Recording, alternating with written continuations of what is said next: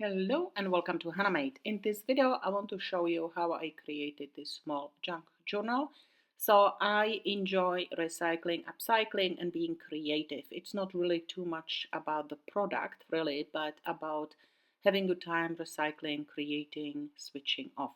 So I did use cookie boxes that were too cute to throw out. Plus, I do love the thickness of the cardstock, and then I attached different strips, or I tore the strips of paper, dictionaries, and different leftovers that I had from other craft projects. I did attach them with Mod Podge and I diluted it with water a little bit. It just seemed too thick. I love Mod Podge. However, you can use any type of glue that works for you. So I applied the strips on one side, then I let it dry, and then I did the other side.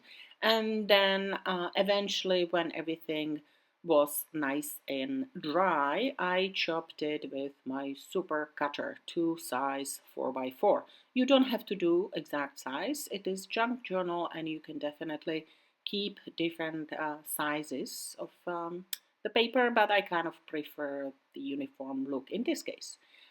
So as I mentioned, I cut it down to 4x4, which is a size that works really well for me. And I also like the fact that the 3 rings with a little spine, so imagine like binder rings, they work really well for this size. If you do anything bigger, like 6x6, it's worth actually punching 6 holes and using 6 rings, right?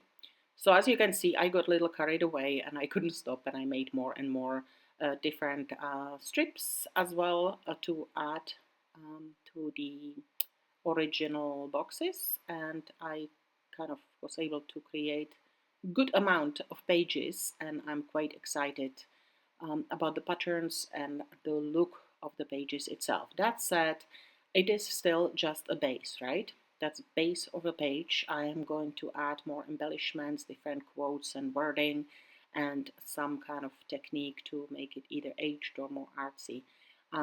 And I'm mentioning it because if you see any faults, if you see anything you don't really like, it doesn't matter, because so much more will be added that if you see a little mistake in the base, it doesn't really matter.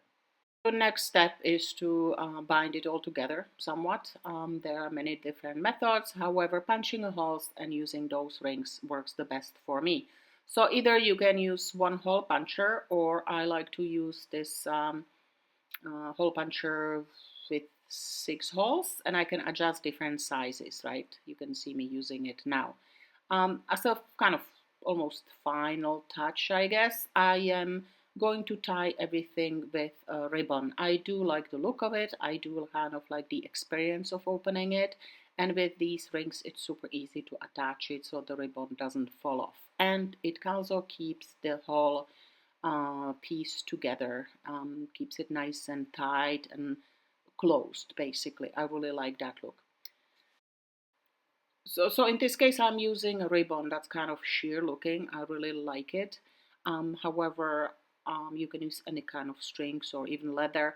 I also use elastics, which work fantastic, and they truly work great to hold it together.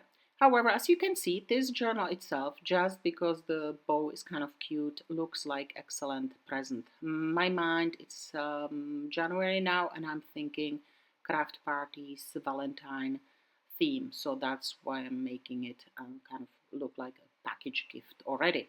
So the next step that I'm hopefully going to make a video would be attaching different quotes and embellishments. This is just a simple example how it may look like, right? There's tons of potential, and that I think it's kind of the most creative and personalized part people really enjoy. And in this case, I had different cutouts from, I think this was textbook, biology textbook or some kind of flower book. Anyhow, it's great to have different stash of embellishments, but that's for another video. I hope you enjoyed this, and I hope you kind of got the idea that it's fun to be creative and use what we have already. Thanks for watching, HanaMade.